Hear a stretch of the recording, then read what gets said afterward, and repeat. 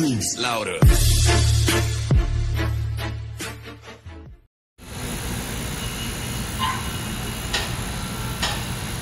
Leak testing ongoing. Ayan mga boss ha, pinapasokan natin siya ng pressure, hangin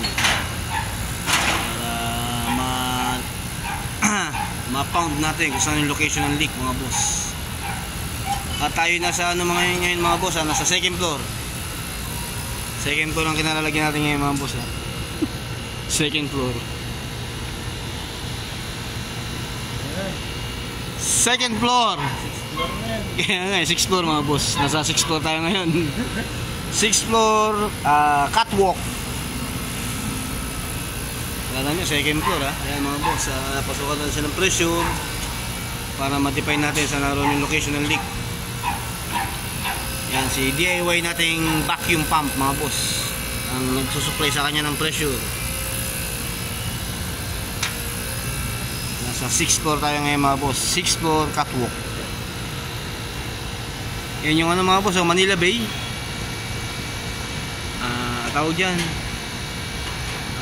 Dolomite Beach. Yan, likod niya, banda ron. Dun, Dolomite Beach. Tapos banda sa kabila US Embassy. Ross Boulevard dyan mga boss.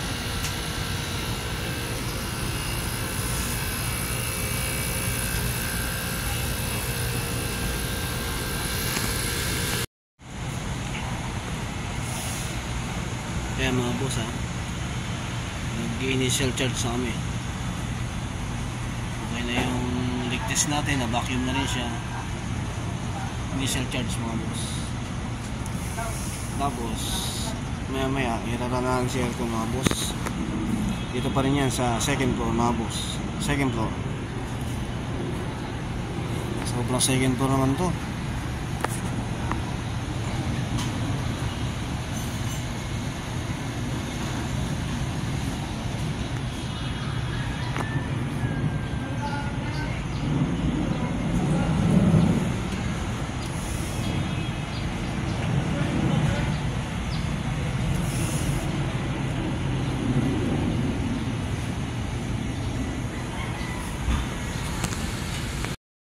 Yan mga boss, okay na initial natin. Iraranahan si aircon mga boss para sa completion ng charge niya mga boss. Magdadagdag pa tayo dyan.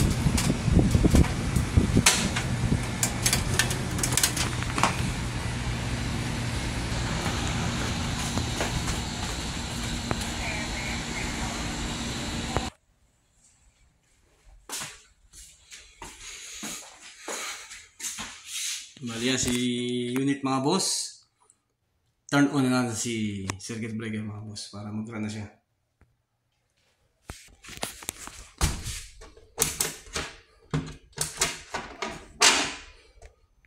ACU air conditioning unit.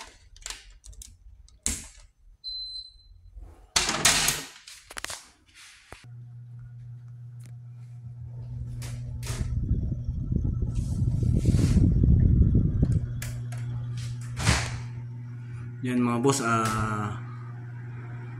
nakauna si aircon. Hihintayin na lang natin na mag-run si compressor dun sa outdoor. Tapos lalabas na talaga yung pinaka charge niya mga boss. Kung kinakailangan magdagdag pa, natural magdadagdag talaga tayo kasi bababa yung gauge nun eh sa pinaka load niya mga boss. Yung asking 60 to 70 PSI mga boss ang iaangat natin para ma-reach yung tamang load ni aircon mga boss. Kaya stay tuned, sa labas tayo. Ikukumpleto natin yung karga niya. Sa ngayon, running na siya mga boss. Natutuloy kasi yung pagkarga para makuha yung pinaka asking load niya mga boss pag nagrara na si aircon. Kaya sa outdoor tayo mga boss.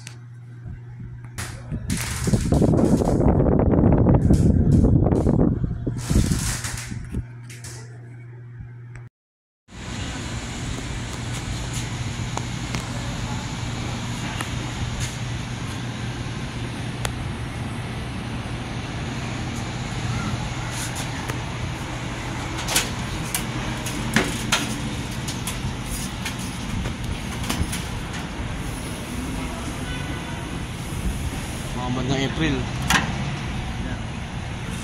Yan mga boss, umanda na siya sa compressor. May reference na tayo para magdagdag mga boss. Yan, mababa si gauge. Kung saan siya titigil mga boss, doon tayo magsisimula magdagdag hanggang ma-reach natin yung asking niya mga boss na 70 PSI.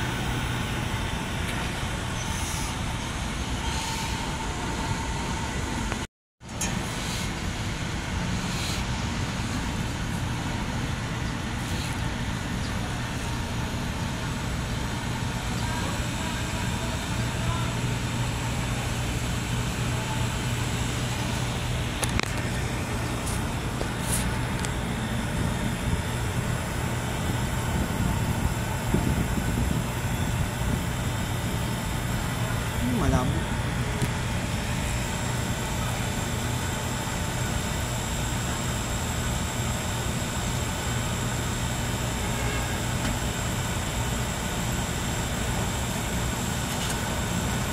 Yan mga boss, dahan-dahan siyang umangat si indicator natin mga boss hanggang sa ma-reach natin to 70 PSI niya mga boss. Kaya nangahabulin natin.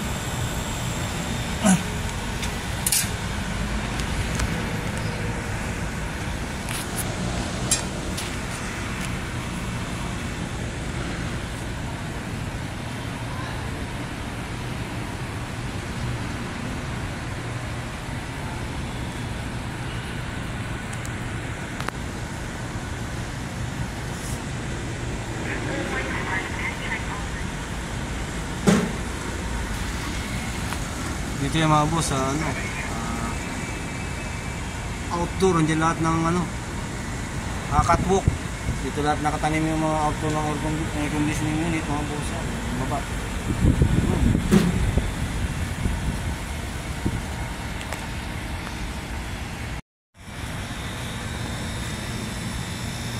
Yan, medyo malapit na tayo sa ma-reach yung 70 PSI. Medyo malamig na rin sa kwarto yan, kaya check natin sa kwarto. Tapos na rin tayo. Indication mga boss na okay na yung charging na nangyayari mga boss, yung charging process na ginagawa natin. Bukod sa malapit na niya ma-reach yung asking na 70 PSI mga boss, yan 70 PSI yung ibinubuga ng outdoor fan natin mga boss, mainit na siya. Na showing na malamig na yun sa loob mga boss. Bali outdoor to, yan yung system, ang senaryo nangyayari sa labas, mainit na ibinubuga ng condenser niya mga boss. Yan. Doon tayo sa indoor mga boss. Halos patapos na rin to.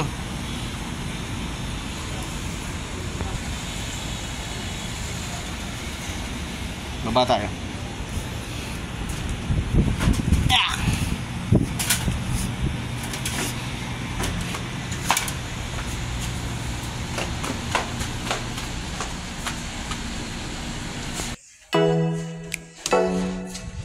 Yan, pagkapasok mga boss, ramdaman natin yung lamig agad mga boss.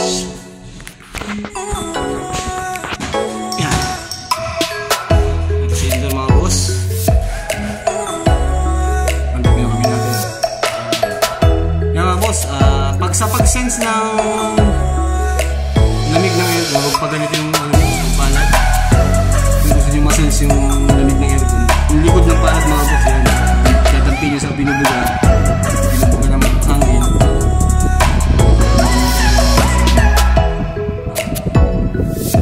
Okay, itong status ng aircon nyo, kung may lamig ba siya o wala, yung likod ng palad mga boss. Sa pagkakataon ito mga boss, okay na tayo.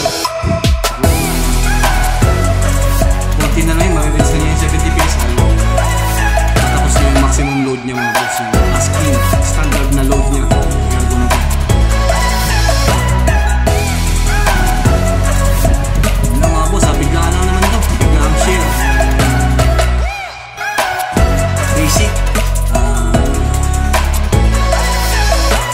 Repair, pag-trace ng leak, paghinaw sa brace, sa pag-leak test, vacuuming, charging mga boss. Yung proseso, Standard process mga boss.